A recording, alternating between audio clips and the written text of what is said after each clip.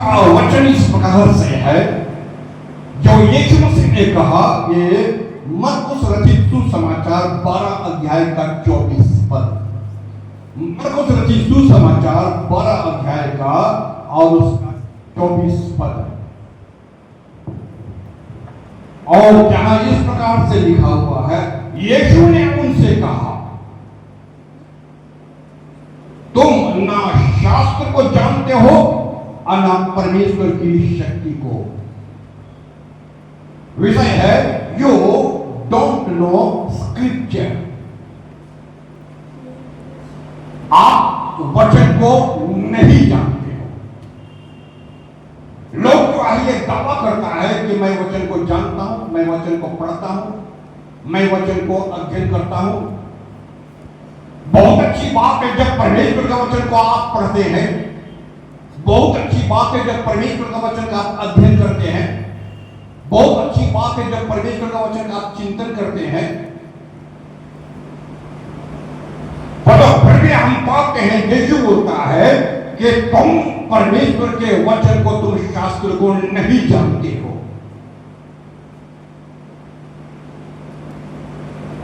और ना ही परमेश्वर के सामर्थ को जानते हो। तो फिर जो है वचन क्या है? पहला यूहन्ना उसका 1 अध्याय का 1 पद में लिखता है, आदि में वचन था, वचन परमेश्वर के साथ था और वचन परमेश्वर था। और 14 पद में क्या लिखता है? और वचन देहधारी हुआ। वचन जो है वो देहधारी हुआ। लूका के सुसमाचार 16 अध्याय का 17 पद में क्या लिखता है? आकाश और पृथ्वी टल जाएगी तो टल जाएगी, परंतु मेरी बातें या व्यवस्था, किसी कुछ ट्रांसलेशन में है व्यवस्था की एक रत्ती भी, एक बुद्ध भी, एक थोड़ा सा भी जो है वो कभी टलेगा नहीं।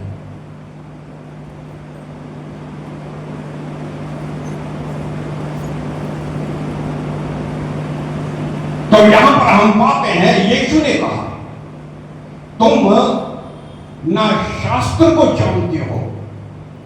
ये उस वक्त उसने कहा जब एक सदूकी, जैसे फरीसी, सदूकी, याजक, महाराजक, महायाजक, उनमें से एक सेक्ट होता है अर्थात सदूकी, जो पुनरुत्थान पर विश्वास नहीं करते।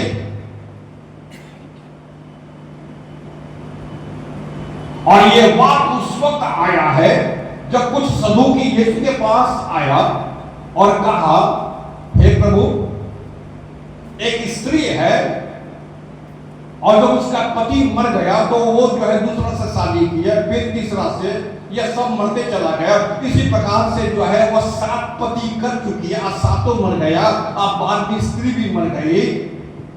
तो फिर जब स्वर्ग में है वो किसका पत्नी कहलाएगी? तो यीशु ने कहा, तुम ना शास्त्र को जानते हो जबकि शास्त्र दुनिया को समझाते हो। स्वर्ग में जो है वो पति पत्नी नहीं होता, स्वर्ग में जो है विवाह नहीं होता, स्वर्ग में जो है जीवित व्यक्ति रहते हैं। और आगे की तरफ पढ़ेंगे तो वहां लिखा हुआ है, वो जो है इब्राहिम का परमेश्वर अर्थात जिंदा है, वो जो है इसहाक का परमेश्वर अर्थात इसहाक जिंदा है, और वो जो है याकूब का परमेश्वर। कभी कभी लोग जो है शास्त्र तो पढ़ता है परंतु शास्त्र को समझता नहीं है। शास्त्र को पढ़ना अलग होता है और शास्त्र को समझना जो है वो अलग होता है। आजकल तो चलन हो गया है और चलन इस प्रकार से हो गया है, बहुत सारे लोग जो है 5 दिन का बाइबल कॉलेज, 5 मिनट में बाइबल सिखाना, 3 महीना का बाइबल कॉलेज, वो 3 महीना में पूरा बाइबल आपको सिखा देगा, 5 दिन में पूरा बाइबल सिखा देगा। मनुष्य और दुनिया बनते तो 6 दिन टाइम लगा, वो 5 दिन में पूरा लपेट लेगा। अब जो है ये 5 दिन में क्या होने वाला है समझ लो। 5 दिन में क्या होगा? 5 दिन में यही होगा जो उसका फेथ है, जो उसका सिद्धांत है, वही वो बता पाएगा। बाइबल तो कभी नहीं बता पाएगा। अभी का समय में जो है लोग जो है इस प्रकार से 1 दिन, 5 दिन, 1 महीना, 2 महीना, 3 महीना, और लोग जा रहे। धन्यवाद प्रभु का, खुद बोलता है, गवाही भी दिलवाता, धन्यवाद प्रभु का, जब से मैं यहाँ पर आया पास्टर ने हमें 5 दिन में बाइबल सिखा दिया। हम 45 साल से सिखा रहे, समझ में नहीं आ रहा हमको कि क्या सिखाए, अब क्या बचा रह गया। 5 दिन में लोग सिखा दिया, और 5 दिन में सीख भी गया। 3 महीना में सीख गया, 1 महीना में सीख गया, 6 महीना में सीख गया। निश्चित तौर पर वचन जब आप सीखते हैं, वचन जब पढ़ते हैं, जब वचन बोलते हैं, तो उसके लिए पवित्र आत्मा की जरूरत पड़ता है। पर तो उसके साथ साथ जो है एजुकेशन का भी जरूरत पड़ता है, पढ़ाई का भी जरूरत पड़ता है। आगे का समय था जब लोग जबान से परमेश्वर का वचन बोलते थे,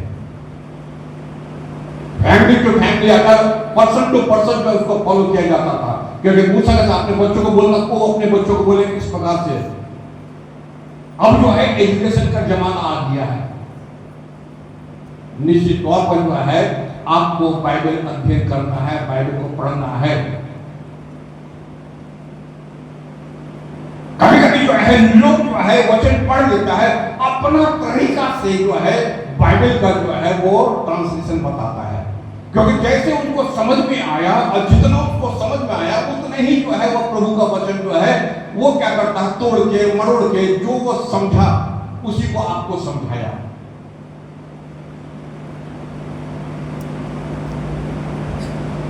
जो हम प्रचार कर रहे हैं इसको होमलेटिक्स कहा जाता है, अर्थात प्रचार विज्ञान। प्रचार विज्ञान क्या है? द आर्ट ऑफ प्रीचिंग,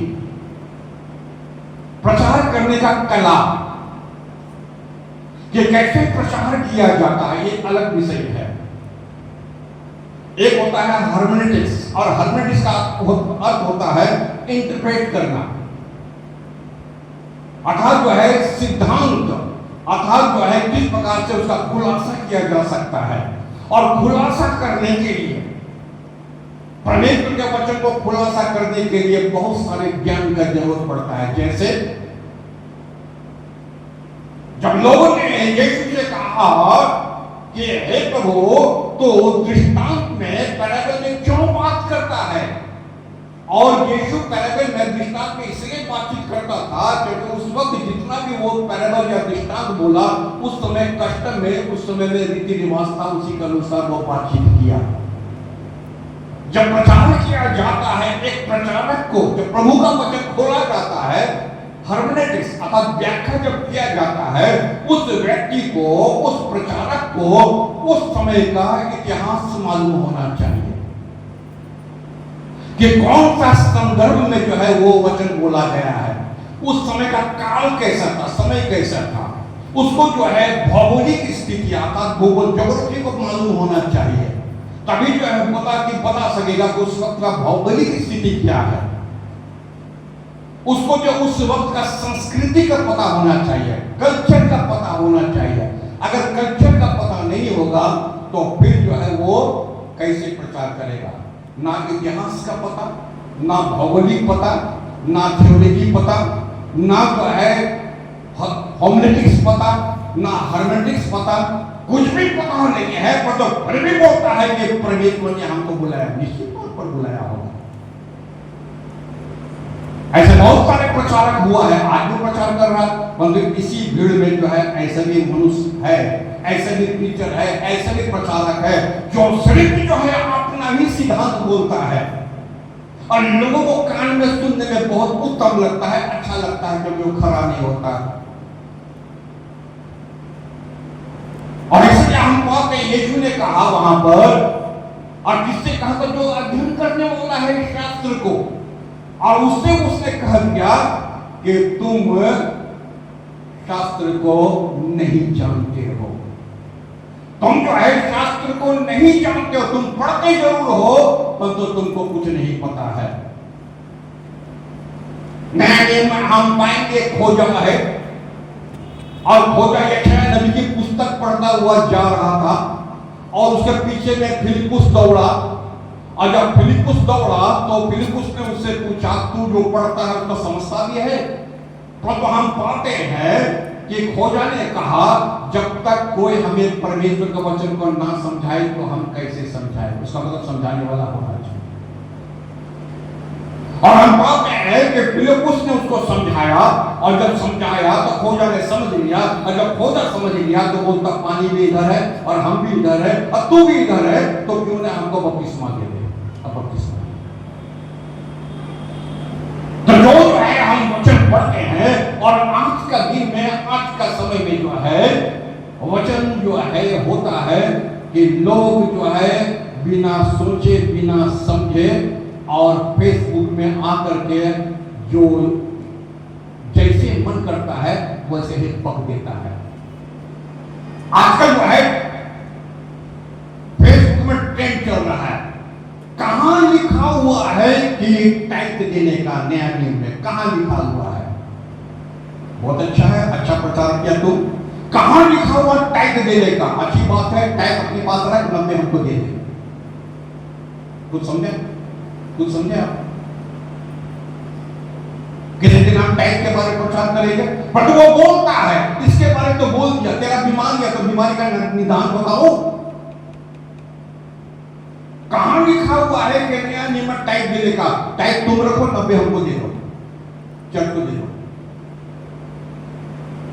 कुछ लोग ऐसे बोलता है हम यहूदीवाद को नहीं मानते, यहूदीवाद मतलब पुराना नियम को नहीं मानते हैं, और शास्त्र पूरा जो है उत्पत्ति से लेकर प्रकाशित वास्तु तक पढ़ा है जरूर, खोपड़ी में घुसाने। हम यहूदीवाद अर्थात यहूदी नहीं मानते हैं। पुराना नियम में जो है हम पाते हैं याकूब यहूदी, उसका खानदान यहूदी, नबी यहूदी, भविष्यवक्ता यहूदी, पुराना नियम को लिखने वाला यहूदी, राजा यहूदी, नबी यहूदी, नया नियम में 12 चेला यहूदी, जितना पुस्तक लिखा हुआ है सब यहूदी, यीशु मसीह खुद यहूदी, यहूदी से हम आए हैं और फिर से यहूदी आने वाला था, यीशु मसीह आने वाला है। और फिर बोलता है कि हम यहूदीवाद को नहीं मानते हैं। मत मानो, कौन तुमको मानने बोल रहा है? क्योंकि जो है उसको हर्मेटिक्स व्याख्या उसको मालूम नहीं है, उसको पता नहीं है। हम बोले ना यीशु मसीह जितना भी प्रचार करता था वह सब जो है पैरल या दृष्टांत के बेस में प्रचार वो करता था। मगर ये सुसमाचार उसका 4 अध्याय के 4 पद में लिखा हुआ है कि मनुष्य केवल रोटी से नहीं परंतु हर एक वचन शास्त्र जो परमेश्वर के मुख से निकलता है जीवित रहेगा। कांग्रेगेशन आप भी थोड़ा उत्तर दीजिएगा, ठीक है ना?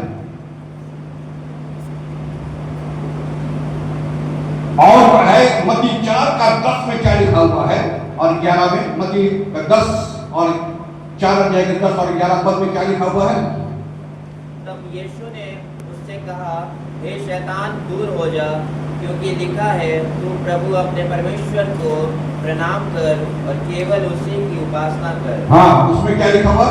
तब शैतान उसके पास से चला गया और देखो स्वर्गदूत आकर उसकी सेवा करने लगे। तो यीशु ने उससे कहा, शैतान दूर हो, शास्त्र कहता है। शास्त्र कहता है। यार यीशु ने पहले क्या कहा मरकुस में? तुम शास्त्र को नहीं जानते हो, तुम शास्त्र को नहीं जानते हो। और यहाँ बोलता है यीशु तो मनुष्य को सदूकी को बोलता है, शैतान को भी बोलता है, लिखा हुआ है शास्त्र में। क्या लिखा हुआ है? अपने प्रभु परमेश्वर की उपासना कर और केवल उसी की सेवा कर। अपने परमेश्वर की उपासना कर और केवल उसी की सेवा कर। क्या पद हुआ? फिर शैतान उसे छोड़कर चला गया और स्वर्गदूत आकर उसकी देखभाल करने लगा। तो यहाँ पर हम क्या पाते हैं? क्योंकि मरकुस सुसमाचार 12 अध्याय के 24 में अगर आगे बढ़ो मरकुस का 12 अध्याय के 24 पद, तुम ना शास्त्र को जानते हो और ना ही परमेश्वर की शक्ति को। निश्चय क्या यही कारण नहीं जिससे कि तुम भटक गए हो? यीशु क्या बोलता है? दिस इज द रीजन, यही कारण है कि तुम शास्त्र को नहीं जानते हो और इसीलिए तुम भटक गए हो। तुम शास्त्र को नहीं जानते हो इसलिए तुम भटक गए हो। परमेश्वर का वचन में हम पाएंगे ऐसे बहुत सारे लोग हैं जो परमेश्वर के वचन का जानने के अभाव में भटक गया है। अगर भजन संहिता 73 में अगर हम लोग चले जाए, वहां आसाफ के बारे में लिखा हुआ है जो भटक गया था। पुराने नियम में हम पाते हैं इजरायली जो है वो जंगल में भटक गया था प्राय 40 साल तक।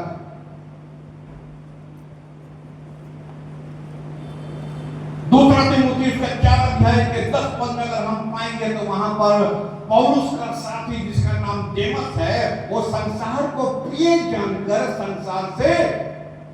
संसार में भटक गया था। जो लोग परमेश्वर का वचन को नहीं जानते हैं तो वचन के अनुसार लिखा हुआ है यही कारण है। परमेश्वर का वचन को नहीं जानने का कारण है, परमेश्वर का वचन को नहीं समझने का कारण है। वचन तो पढ़ता है ठीक, परंतु वो परमेश्वर के वचन से भटक जाते हैं।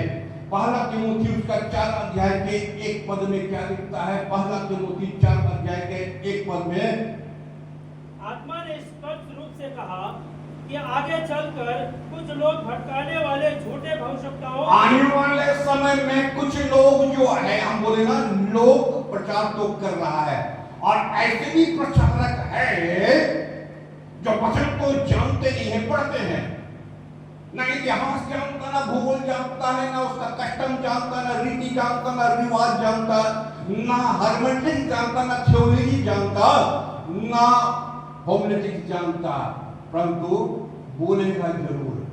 तो लिखा हुआ है आने वाले समय में आत्मा ने स्पष्ट रूप से कहा, आत्मा ने स्पष्ट रूप से कहा आगे चलकर कुछ लोग भटकाने वाले झूठे भविष्यवक्ताओं के उपदेशों और दुष्टात्माओं की शिक्षा पर ध्यान देने लगे। आगे चल करके झूठे उपदेशक और दुष्ट आत्माओं के शिक्षा पर चलकर क्या हो जाएंगे?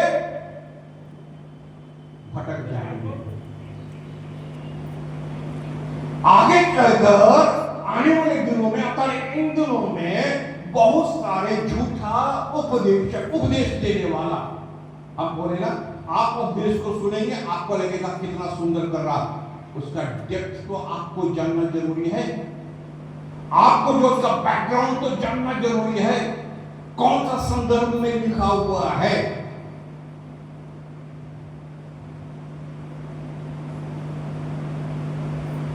कौन किस समय में जो है वो लिखा गया है, क्यों लिखा गया, किसके बारे में कहा गया है।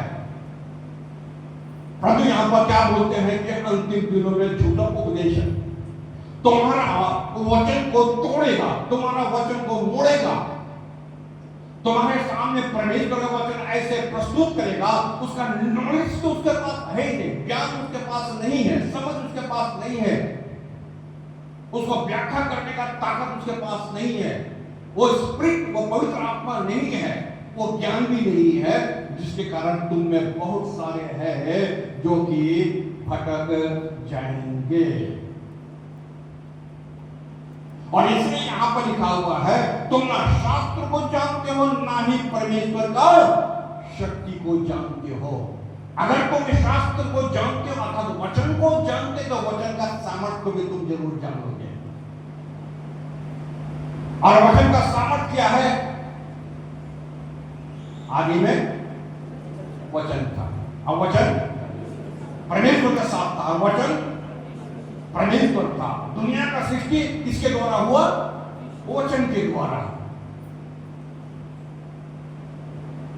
जो कुछ हम देखते हैं, नदी नाल आकाश पृथ्वी जंतु जीव जंतु जो भी कुछ हम पाते हैं, मनुष्य हम पाते हैं कि सब कुछ वचन के द्वारा ही हुआ। तो फिर जो है वचन का अंदर में सामर्थ क्या है? ये जो बोला जाता है, ये जो वचन दिया जाता है, यीशु ने जोर से कहा, चिल्ला करके कहा, अर्थात वो जो वचन लाजर बाहर आ, और हम पाते हैं उस वचन का सामर्थ्य से लाजर क्या हो गया? बाहर चला आया। आंधी और तूफान जो है वो समुद्र में उठ रहा है, झील में उठ रहा है, और यीशु ने उस झील को, समुद्र को कहा थम जा। इस वचन के द्वारा वो थम गया। यीशु ने कहा उस लड़के से कि उठ, और हम पाते हैं तुम वो जो है लड़की जो है वो क्या हो गई? जीवित हो गई है। बालक थिस्सलुनीके उसका 1 अध्याय के 4 अध्याय के 16 पद में आप पाएंगे, जब जो है सामर्थ अर्थात पूरी की जाएगी, परमेश्वर का ऑर्डर आएगा, परमेश्वर का हुक्म आएगा, परमेश्वर का आदेश आएगा, तो जो मुर्दे हैं वे क्या हो जाएंगे? जीवित हो जाएंगे। तुम वचन को तो वचन तो जानते ही नहीं हो, तुम उसका सामर्थ भी नहीं जानते हो। मेरी भेड़ मेरी आवाज को पहचानती है। ये जो है वचन का पावर, और ये जो है वचन का सामर्थ। तो यहां पर हम पाते हैं यीशु ने उनसे कहा, तुम ना उसको वचन को, शास्त्र को जानते हो, ना समझते हो। तुम जानते भी नहीं, समझते नहीं हो, इसीलिए तुम भटक जाते हो। रोमियो की पुस्तक 10 अध्याय के 5 पद में, रोमियो की पुस्तक उसी को खोल कर रखेंगे, रोमियो की पुस्तक हमें अभी खोल कर आप रखेंगे, तो उसमें 10 अध्याय के 5 पद में लिखा हुआ है, मूसा ने कहा जो व्यवस्था के नियम पर चलेगा वो उसके कारण जीवित रहेगा। अगर तुम वचन में चलोगे, जो शास्त्र में लिखा हुआ है, जो वचन में लिखा हुआ है, जो व्यवस्था में लिखा हुआ है, तो परमेश्वर का वचन कहता है जो व्यवस्था के नियम पर चलेगा वही आदमी इसमें जीवित रहेगा। अर्थात जो है वचन में वो पावर है, वो सामर्थ है कि आप और हम जो है जीवित रह सकते हैं। जैसे यीशु ने पहले कहा था, लिखा है मनुष्य सिर्फ रोटी से नहीं परंतु परमेश्वर का हर एक वचन जो उसका मुख से निकलता है जीवित रहेगा। और यहाँ पर मूसा के में भी यही लिखा हुआ है, कोट किया जा रहा है, रोमियो की पुस्तक में कोट किया जा रहा है, लेवी व्यवस्था 18 अध्याय के 5 पद में लिखा हुआ है, जहां पर मूसा ने कहा था कि परमेश्वर ने कहा था कि जो व्यवस्था के नियम पर चलेगा वह उसके कारण जीवित रहेगा।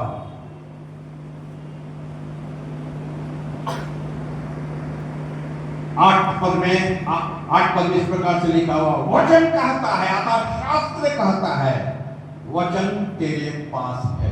कोई पढ़ दे, तेरे होंठ पर है, तेरे मन में है। पढ़ो। शास्त्र ये कहता है, वचन तेरे पास है। शास्त्र ये कहता है, अर्थात वचन ये कहता है। और हमारा विषय क्या है? तुम वचन को नहीं जानते, तुम शास्त्र को नहीं जानते, और इसलिए तुम भटक जाते हो। तो वचन कहता है, क्या कहता है? शास्त्र ये कहता है, वचन तेरे पास है। वचन तेरे पास है, तेरे होठों पर है, तेरे होठों पर है, और तेरे मन में है, तेरे मन में है। वचन तो जो है तेरे पास है, तेरे होठों में है, तेरे मन में है। तो फिर जो है तुम भटक जा रहा कैसे? मिस इंटरप्रेट हो रहा कैसे? इसलिए हो रहा है क्योंकि आपका सुनाने वाला जो है वो गलत है। 14 पद में क्या लिखता है? इसी का 14 पद में क्या लिखता है? किंतु वे जो उसमें विश्वास नहीं करते उसका नाम कैसे पुकारेंगे? और वे जिन्होंने उसके बारे में सुना ही नहीं उसमें विश्वास कैसे कर पाएंगे? और फिर भला जब तक कोई उन्हें उपदेश देने वाला ना हो वे कैसे सुन सकेंगे? दूसरा ट्रांसलेशन में, फिर जिस पर उन्होंने विश्वास नहीं किया वे उसका नाम कैसे ले? जिस पर वो विश्वास नहीं किया तो उसका नाम वो कैसे ले? और जिसके विषय सुना नहीं उस पर कैसे विश्वास? और जिसके विषय सुना नहीं तो उस पर कैसे विश्वास करें? और प्रचारक बिना कैसे सुने? प्रचारक बिना कैसे सुने? अगर तुमको सुनाने वाला ही नहीं है और सही शिक्षा देने वाला ही नहीं है तो आप विश्वास करोगे कैसे? तो यहां पर जो है लिखता है कि प्रचारक बिना सुने कैसे? आप यहां पर आए हैं ईश्वर का वचन को सुनने के लिए, हर संडे यहां पर आते हैं ईश्वर का वचन सुनने के लिए। ये जो है आपको घर में मिलने वाला नहीं है, आपको घर में इसका व्याख्या करने वाला नहीं है, आप खुद भी इसका व्याख्या नहीं कर सकते हैं। परंतु यहां लिखता है अगर प्रचारक बिना सुने कैसे? एक प्रचारक अगर प्रचार ना करे, एक प्रचारक अगर जो है को ना बताए तो हम विश्वास जो है हम करें तो करें कैसे? तो यहां लिखा हुआ है शास्त्र हो सकता है, शास्त्र तेरे पास है, तेरे होठों में भी है, तेरे मन में भी है, परंतु बिना प्रचारक का तुम समझेगा कहां से? 11 पद में लिखता है इस प्रकार से, 11 पद में इस प्रकार से लिखा हुआ है जो कोई उसमें विश्वास रखता है उसे विनाश नहीं, निराश नहीं होना पड़ेगा। पढ़ दो। क्योंकि पवित्र शास्त्र यह कहता है, क्योंकि शास्त्र यही कहता है, वचन जो है यही कहता है। हमारा विषय को आप जाने आज को, और वो विषय क्या है? शास्त्र के बिना, वचन के बिना तुम शास्त्र को नहीं समझते हो, तुम नहीं जानते हो, इसलिए सब विनाश हो जा रहा। शास्त्र कहता है जो कोई उसमें विश्वास रखता है उसे निराश नहीं होना पड़ेगा। पढ़े देखिए सुने, जो कोई उस पर विश्वास करेगा वह लज्जित ना होगा। जो कोई उस शास्त्र पर विश्वास करेगा अर्थात वचन पर विश्वास करेगा वो नाश नहीं होगा। आमोस उसका 8 अध्याय के 11 और 12 पद बहुत बार हम लोग सुने हैं, बहुत अच्छा पद है और अंतिम दिनों के लिए भी है। आमोस की पुस्तक उसका 8 अध्याय के और 8 अध्याय के उसका 11-12 इस प्रकार से यहोवा कहता है कि देखो वे दिन समीप आ रहे हैं जब मैं देश में भूखमरी लाऊंगा, लोग रोटी के भूखे और पानी के प्यासे नहीं होंगे बल्कि लोग यहोवा के वचन के भूखे होंगे। देखो वो समय आ रहा है कि लोग जो है भूखा नहीं होगा, लोग प्यासा नहीं होगा, अगर होगा भी तो परमेश्वर के वचन के भूखे प्यासे होंगे। क्योंकि जो है थोड़ा देर आगे हम लोग पढ़े हैं कि वचन के बिना लोग हताश हो रहा है, निराश हो जा रहा है और वचन ही उसको जीवित रख सकता है। लोग एक सागर से दूसरे सागर तक भटकेंगे, वे उत्तर से दक्षिण तक भटकेंगे, वे लोग यहोवा के संदेश के लिए आगे बढ़ेंगे, पीछे हटेंगे, किंतु उसे पाएंगे नहीं। लोग जो है परमेश्वर का वचन के लिए, शास्त्र के लिए भटकेंगे, खोजते रहेंगे, आगे बढ़ेंगे, पीछे बढ़ेंगे, खोजते रहेंगे, तो वचन बोलता है शास्त्र उसको मिलने वाला नहीं है। आज जो है हम पाते हैं शास्त्र हमारे सामने है, वचन हमारे सामने है, वचन तेरे पास है, वचन तेरे होठों में है, वचन तेरे हृदय में है। मूसा कहता जो व्यवस्था में चलेगा वही जीवित रहेगा।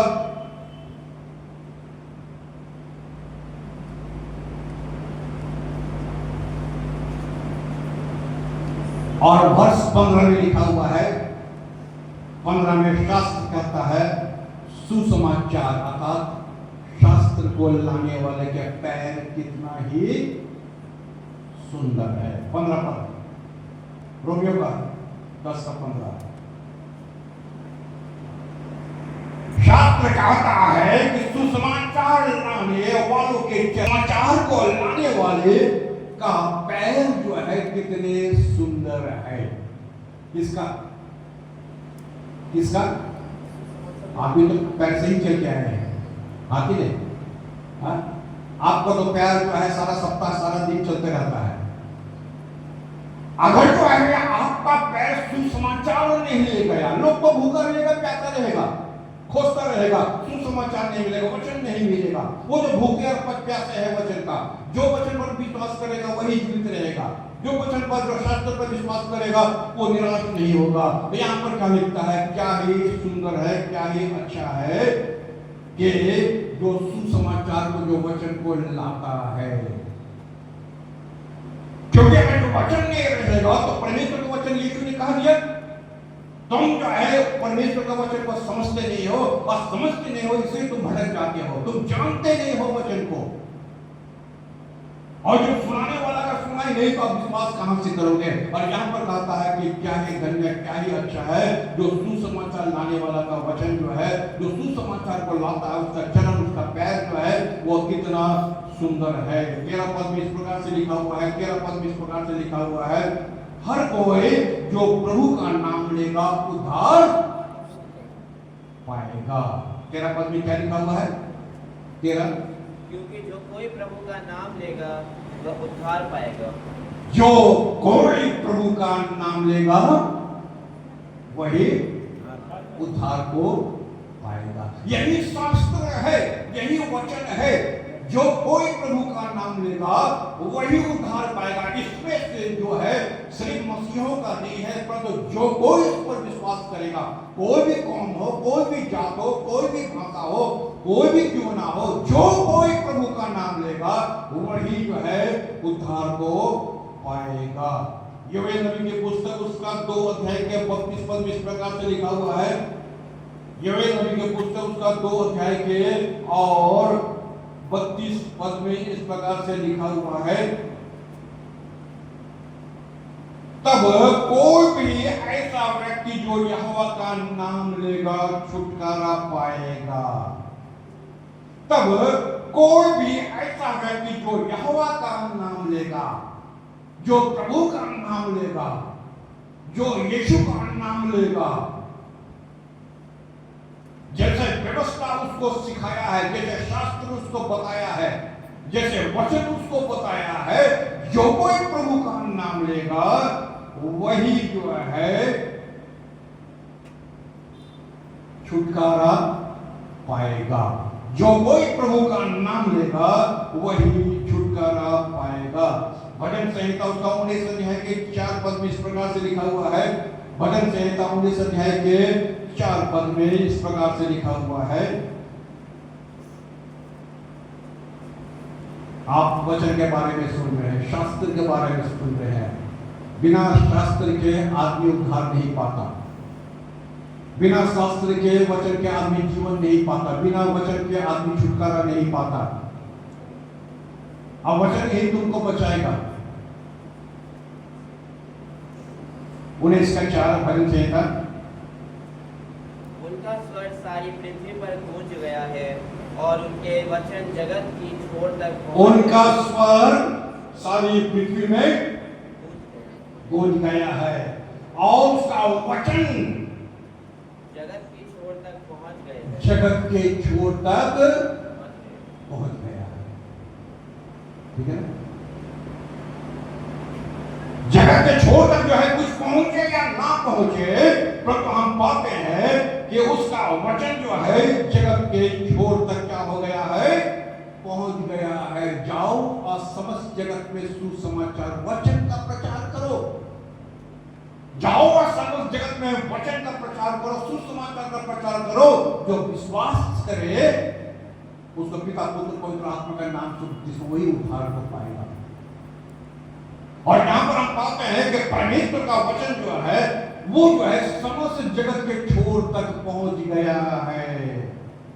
एक छोर से दूसरे छोर तक जो है पहुंच गया है।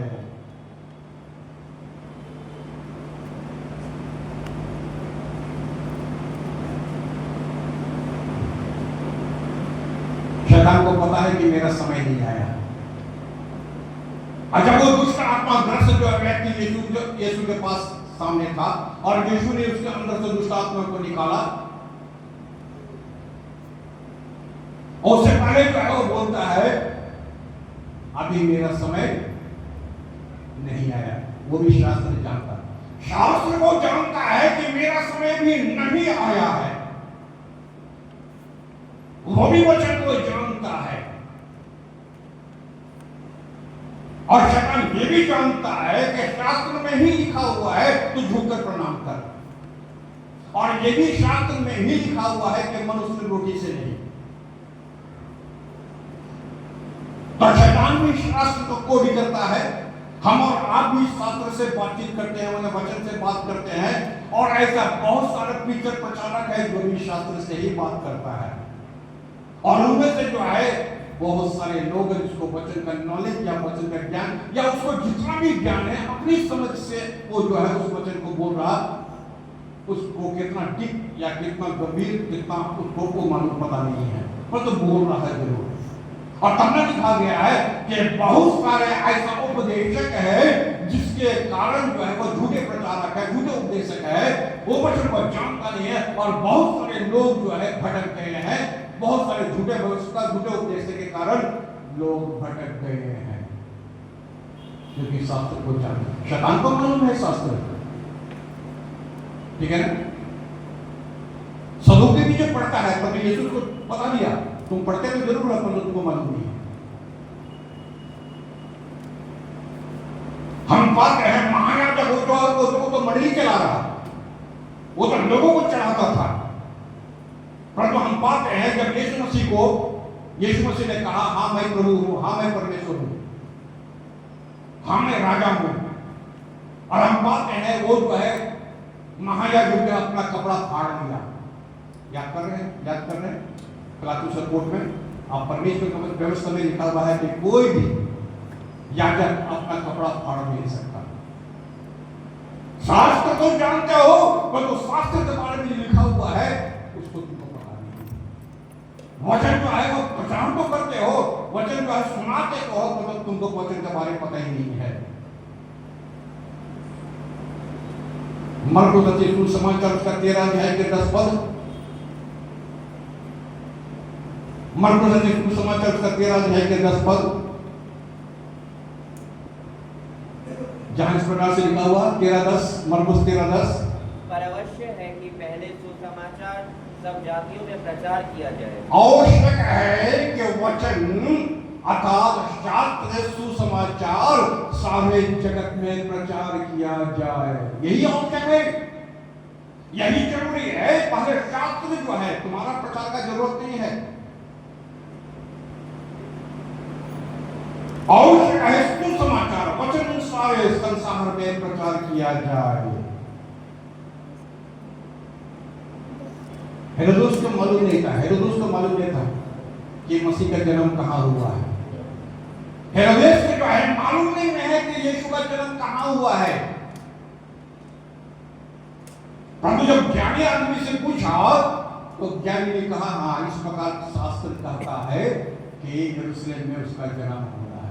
शास्त्र कहता, शास्त्र में लिखा हुआ है, हमने पढ़ा, और हम पाते योएल नबी की पुस्तक में लिखा हुआ, शास्त्र में पता है, शास्त्र में लिखा हुआ है उसका जन्म जो है यहूदियों के बीच में अर्थात यरूशलेम में। ये शास्त्र में लिखा हुआ है। अगर आप शास्त्र को पढ़ेंगे तो आपको पता चल जाएगा।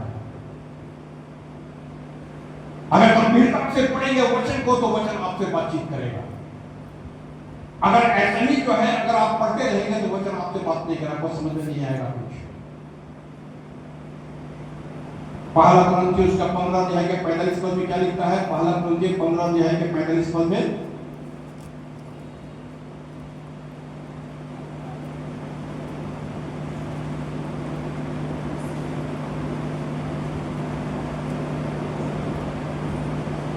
ऐसा ही लिखा भी है कि प्रथम मनुष्य अर्थात आदम जीवित प्राणी बना और अंतिम आदम जीवनदायक आत्मा बना। ऐसा शास्त्र कहता है, शास्त्र कहता है, शास्त्र कहता है पहला मनुष्य आदम एक जीवित प्राणी बना। पहला मनुष्य है जो हमारा आदि माता पिता जीवित प्राणी बना। क्या हुआ? जीवित प्राणी है, ठीक है ना। परमेश्वर उसको बनाया, अपने ही स्वरूप में बनाया, अपने ही समझ, अपने ज्ञान, अपने धार्मिकता, पवित्र आत्मा में परमेश्वर बनाया, जीवित प्राणी है। तो बात क्या था ना, शास्त्र कहता है वो जीवित प्राणी बना, तो अंतिम आदम, परंतु अंतिम आदम मसीह जीवन दाता आत्मा बना। और अंतिम आदम अर्थात यीशु मसीह कौन बना? जीवन दाता बना। शास्त्र कहता है, वचन कहता है कि पहला आदम तो पाप लाया और दूसरा आदम शास्त्र कहता है कि वो जीवन लाया। और जब वो जीवन लाया तो क्या हुआ? आज हम जीवित हैं। शास्त्र कहता है जो कोई विश्वास करेगा वही जिएगा। शास्त्र कहता है जो यहोवा का नाम लेगा वही उद्धार पाएगा। शास्त्र कहता है मनुष्य सिर्फ जो है रोटी से नहीं परंतु परमेश्वर का हर एक वचन जो उसके मुंह से निकलता है वो जीवित रहेगा। शास्त्र तो कहता है कि कितना अच्छा होता जो सुसमाचार को लाता है, उसका पैर उसका चरण कितना ही अच्छा कितना उत्तम होता। यही कहता है नबी की पुस्तक में, शास्त्र ही तो कहता है कि जो कोई यहोवा का नाम लेगा वही छुटकारा पाएगा। भजन कहता हमने बोला शास्त्र ही तो कहता है कि जब तक जो है छोर तक एक छोर से दूसरे छोर तक परमेश्वर का वचन प्रचार ना किया जाए या प्रचार किया जाएगा। और शास्त्र तो कहता है कि सबसे पहले सुसमाचार जो है सब जातियों में प्रचार किया जाए। और शास्त्र ही कहता है कि जाओ समस्त जगत में सुसमाचार का प्रचार करो। जो लोग शास्त्र में वचन में विश्वास करेगा उद्धार उसी का होगा। तो यीशु ने कहा मरकुस 12:24 में, तुम ना शास्त्र को जानते हो और ना परमेश्वर की सामर्थ को जानते। वचन में ही सामर्थ है और वचन के द्वारा ही सब कुछ का सृष्टि हुआ है और वचन ही जो है वो देहधारी हुआ है और वचन से ही जो है जीवन प्राप्त होता है। इसके हम जानने का कोशिश करें। शास्त्र जो है कितना हमारे जीवन में, वचन जो है हमारे जीवन में कितना मूल्य रखता है। सब कुछ खत्म होगा, एक न एक दिन आएगा सब खत्म हो जाएगा। आसमान और जमीन टल जाएंगे परंतु मेरी बातें अगर शास्त्र को कभी नहीं टलेगा। आज कल और जीवन को शास्त्र हमेशा एक रहेगा। परमेश्वर हम सबों को बहुत बहुत आशीष प्रदान करें।